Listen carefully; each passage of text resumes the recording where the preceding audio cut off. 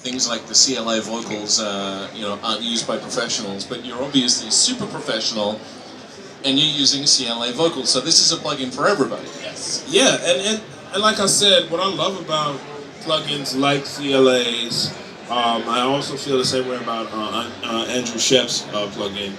They help you organize. They help you make decisions quicker. Like with Shep's plugin, I mean that thing helps you. The omni-channel? Yeah, the omni-channel. It helps you make decisions quicker and figure out, oh, do I want some compression here, or let's do this and da-da-da, and you can kind of find your way around a path pretty quick. And like you said, a lot of people, a lot of students and stuff, young engineers, when I open my sessions and I show that I use these tools, and they go, "You use the CLA?" And I'm like, "Yeah, like it's a great tool. Like, the reverb sound great, the vibes sound great." And a lot of times the artist will gravitate to things like the CLA vocal and say, "Hey, can you put this on make sure this stays on my vocal," and da-da-da. Yeah. So, and it saves time. yeah. And it's pretty. It is very pretty. It's nice and red and shiny. Right. All right, so we got any questions here for Leslie Brathwaite? Questions? That's embarrassing. Come on. Thank you. Thanks, Wesley.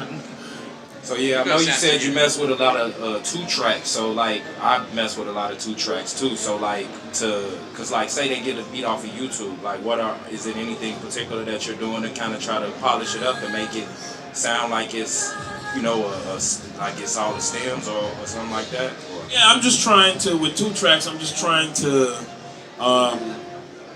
you try not to overdo it with a 2-track, over EQ and over exaggerate. Sometimes they sound good, and a lot of times, what I have to get a lot of young engineers out of is feeling like, oh, because it's a 2-track, now I gotta put 50 plugins on it and sauce it up and da-da-da. And I'm like, no, let's listen to what's there.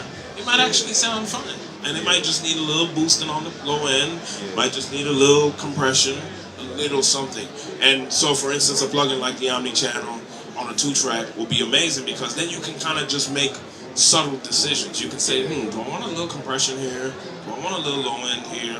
Let's see what that all sounds like. Put that all in one plugin, and not have to fish around and put a million plugins on the thing just to get to a certain point. So that's actually, that question actually answers why I love plugins like the CLA or the Omni-Channel, or things like that, where I can make quick decisions, like a 2-track, and not do too much, not try to overdo it just because it's a 2-track.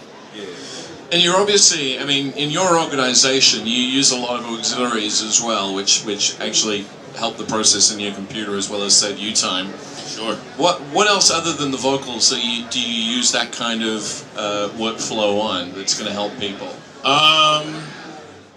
It's mostly vocals, and then with the, like I said, with the instruments, all the stuff up here, it's just light stuff here, some EQ and some rolling off stuff.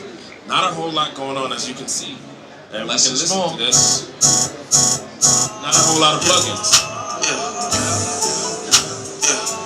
And I got a colorful aura, like I got neon lights. Yeah. And I got a colorful aura, like I got neon lights. So, it's pretty, you had a question? Yeah.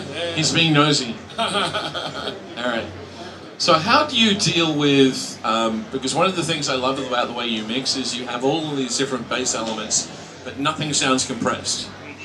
So what do you do when it comes to, do you find that you leave the master bus alone and then mix, and then deal with the master bus at the time when you need to, but make sure that your mix is perfect without it? Exactly. And as far as compression and stuff, I try to, I'm using more of the tools of levels and volume and figuring out what works well at what level and all that kind of stuff. I don't like to compress drums. I don't like to do a lot of overall compression. I want things to live and breathe and have some dynamics and have some energy. And you can tame things with just some simple volume rides and figuring out what needs to come down a little bit, come up a little bit. For me, it always works where if I revert to the primal instinct of just levels and panning and spacing and a little bit of EQing. Beautiful. All right, who's got the next question for Leslie? Yeah, I saw a bunch of the Renaissance plugins. The R compressor on there would be interesting to see what you do with that. Sure. No secrets here. Alright, so, well, the first one is de-esser, so that's what I do there. For this particular ox, for Pharrell, he tends to have he tends to go kind of hard on his S's. And in particular, the one you asked about was my compressor. So that's usually what I'm looking like for Pharrell. It varies from voice to voice, sound to sound. So I always tell people, don't just look at the settings and go, ooh, okay, those are my settings now. It all depends on the sound. Whatever the sound is giving you is going to be, relative to whatever settings, you have going on. But as you can see, light compression. Nothing too crazy. My theory on compression is if you can hear it working, you're doing too much. So, and I don't think that's just my theory. That's a universal theory. No, it's got to be the best edit you never heard. Yeah, exactly. Yeah. So that's one of the things I love about presets in our plugins too, is like they're a good starting point. Sure. It's like take a starting point and then work it to the source material. A lot of times too, it's funny. There are times when I'll actually like throw a plugin on something and the default setting will work, and I'll be like, cool, I'm not touching it. All right, great, move on. Like, don't complicate your life. Since you're working with so much music with low end, how do you make it translate to cell phones and other devices? What's your technique or what's your philosophy behind it? Yeah, just making sure that I check from time to time that I'm in the right zone because I have all the low end represented in my studio. I always got to check to make sure I'm in the right zone. I'll check on some headphones, I'll check on some laptop speakers. And the thing you're looking for there is on Apple AirPods or laptop speakers, you're not trying to hear heavy low end. You just want to make sure it's not fluttering, it's not distorting, it's not weirding the speaker out and giving the speaker more than it can handle, kind of thing. So it's just always about just constantly checking, making sure things are in line, But it's not about, I don't let headphones or laptop speakers or things like that drive my mix process, but it's okay to consider if they're going to sound okay on that kind of thing. So just constantly checking. You have another question? How about any strange techniques that you used on a natural session? Like weird ways of using plugins or weird techniques that actually ended up working? Let's see, weird techniques that actually ended up working. I can't think of any off the top of my head, but that's usually, it happens quite often where you might have a mistake, or you throw something on there, or like you bump a fader on. Here's one. I bumped a fader one time on the CLA, on the CLA vocal. I was doing something on another session, and I was doing something with the mouse, and then all of a sudden I think I bumped up like the bite on the treble or something, and it sounded amazing. I was like, yep, keeping that. And so, yeah, you always get cool little mistakes like that where you bump a fader or, Happy accidents. Happy accidents. Happy accidents. All right, hands up. Next question for Leslie. Hey man, I feel like I always tend to use the same plugins, whether it's Waves or whatever, but can you tell us about a plugin that you might think is like underrated or like underused?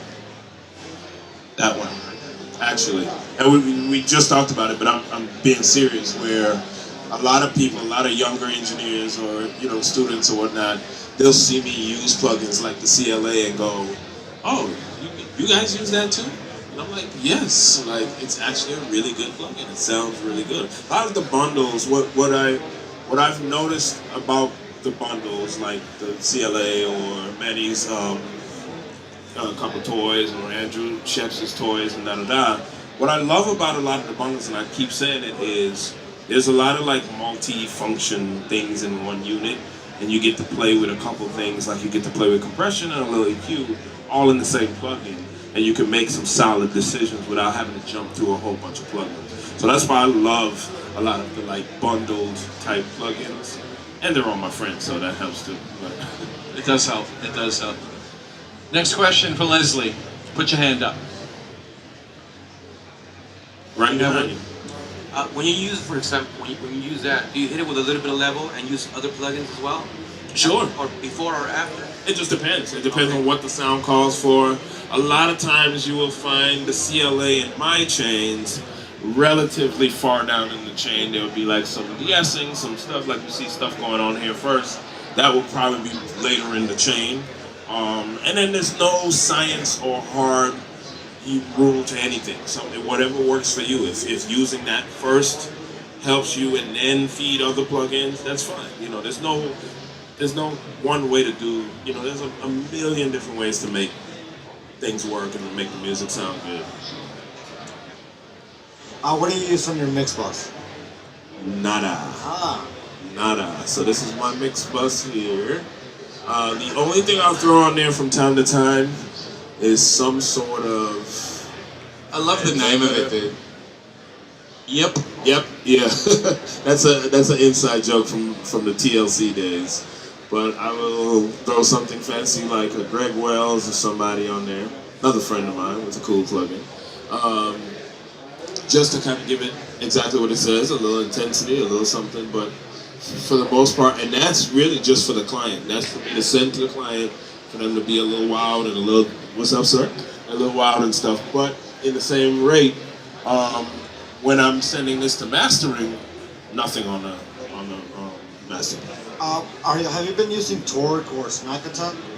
I have not, but I need to try them. Yes, I need to try them. Yeah, yeah. And I have days where it's very few and far between, but there are days when I have a little downtime, and that's what I do in my downtime. I'll just pull up like some sessions and start playing with new plugins and learning new plugins and going through all the plugins. So that's Right now. Well, this is one of the things that Tony Maserati was saying as well. It's good to have practice sessions. Sure. So you actually know what the heck things sound like before you actually need them. Exactly. Yeah. The point isn't to learn new plugins when you're trying to accomplish a mix or trying to finish something. The point is to just play around when you have downtime. Like a lot of times when I'm sitting around waiting on files to get downloaded.